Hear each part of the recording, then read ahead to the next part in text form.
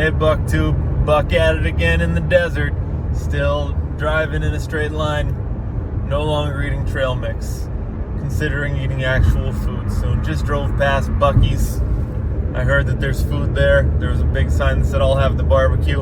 I don't want to eat barbecue at the gas station right now, though. I'm probably going to drive for another hour, maybe. And then find a nice local restaurant and eat a couple of burgers.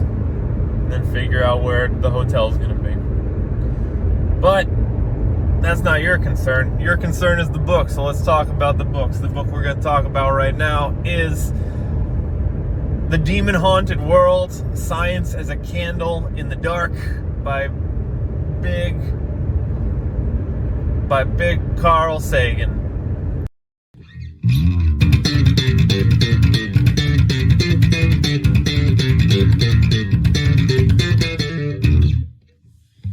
Our man Big Carl spends between 50 and 75% of the book explaining that aliens aren't real. I don't know why. I don't know who asked him to do this. I think maybe he did most of the writing for this book when the X-Files were a really big deal, like in the 90s. When everyone was talking about the aliens, when it was the fact or fiction thing going around, and they were doing like the cute alien autopsies with special effects dummies.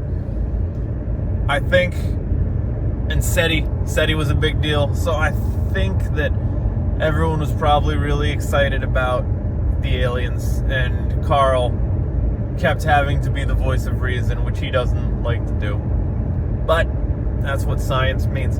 And that's what I actually want to talk about, because I don't care what Carl Sagan thinks about aliens or about Uri Geller or about any other pseudoscience. I don't need him to be glazing James Randi. That's not... I wouldn't waste my time reading a book about that. You know, that's fine, that's cool, good for you, Carl. I don't care. But what this book did for me was made me think about what science actually is and what it actually was.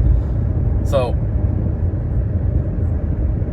he keeps defining it as not just grabbing onto the explanation that works, but rather doubting every explanation until you are confronted with one that must work.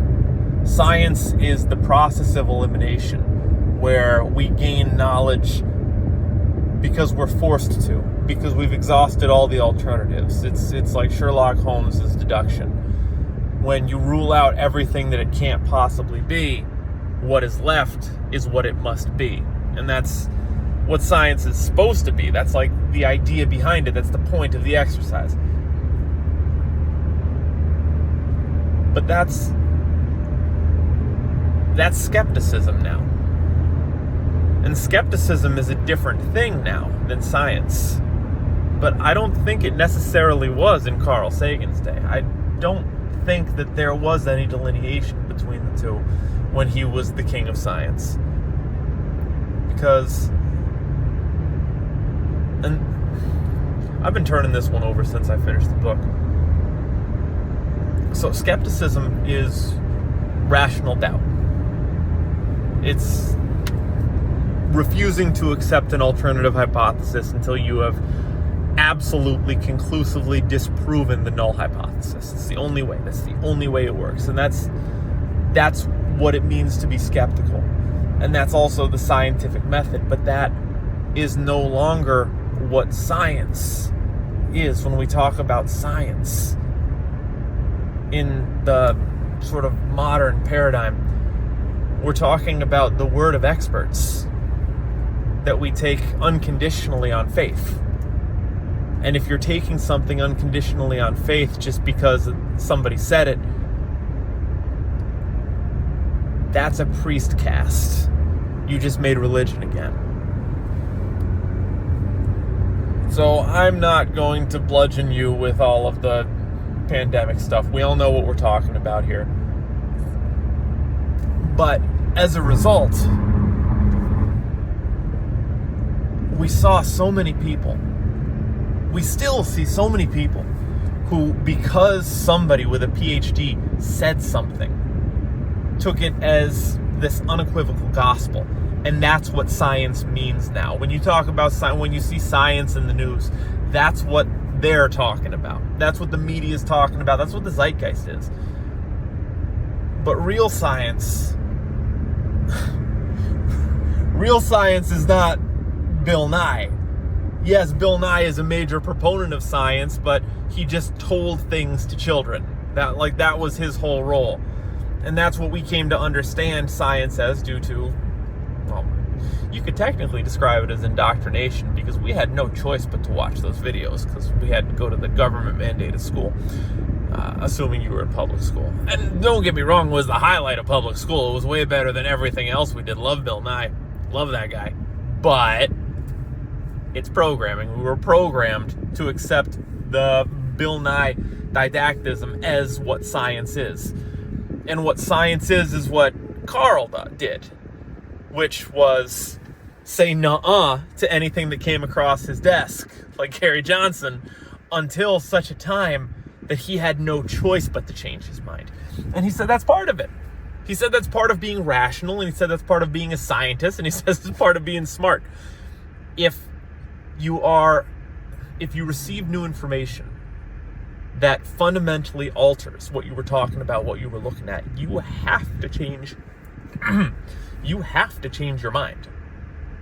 That's what all those things mean. You have to change your mind with new information. You don't just get to pick a favorite thing and believe it forever, even when you know it's not true. That's what science was. And that's what skepticism is now.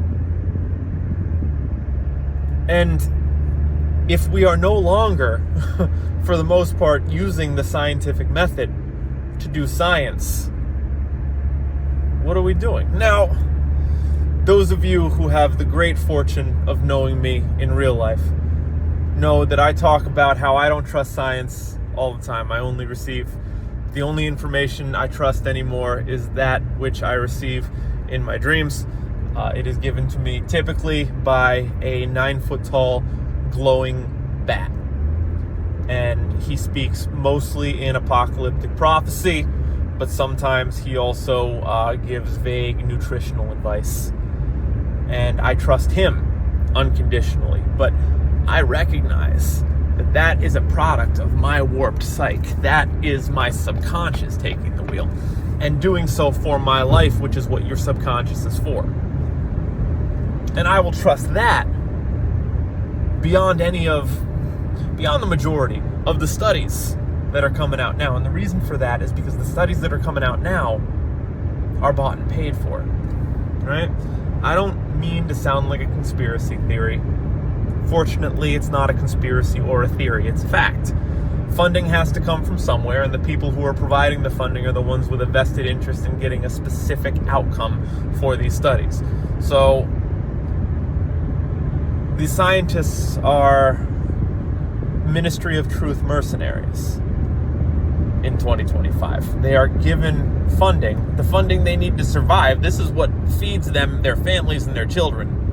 You know, they're not just doing this for fun. They're not just doing it for the advancement of human knowledge. They're doing it because they would starve or have to get a real job if someone didn't fund them, right? That's where the money comes from. And they get the result that whoever wanted.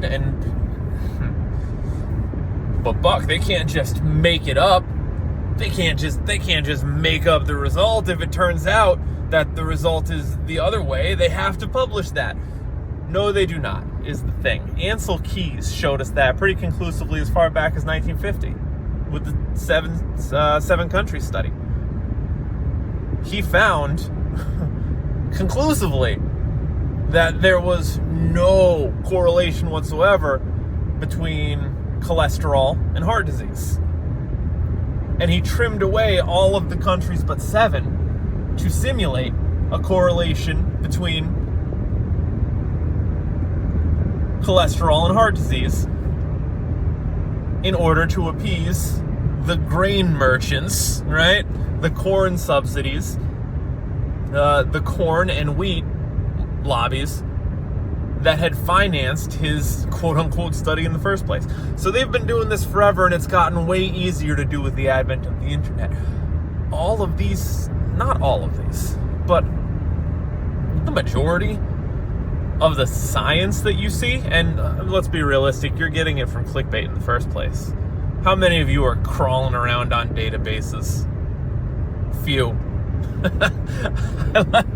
I imagine the Venn diagram of like deep nerds who read research straight off the database when they hit the press, and people who watch my booktube. They're just two entirely separate circles. I cannot imagine there is any overlap there. So realistically, most of us are not getting our science straight from the cow, as it were. You know, this is coming through channels, and the channels further distort and warp the message. And Carl would not have wanted that. Carl would be scandalized. He'd be mortified if he saw what a mess was made of science. So, I do not believe in science. I mean it now. It was a joke before, but I mean it now. And I mean it for all the reasons that I said. However, I'm prepared to believe in skepticism and apply skeptical principles as we once did for science. I'm taking it back. And you can too. That was pretty much it for the book, though. It was really just him ranting and raving about pseudoscience and how it was fake. And like, yeah, dude, we know it's fake. We know that aliens were not dissected by doctors. It was on the Sci-Fi Channel. We know that Uri Geller is a fraud. They disproved the whole spoon thing. That was James Randi's whole career. We know all the stuff that James Randi proved was fake. We know it was fake. We know it was fake because James Randi proved it was fake. So you writing the book saying that all the things that James Randi proved were fake turned out to be fake, that's... I understand you just really appreciate what he was doing. It was pointless. It was not needed. And then the rest of the book was him talking about how much he loves science. And he actually did, though. Carl did. In a way that most of these Facebook enthusiasts don't.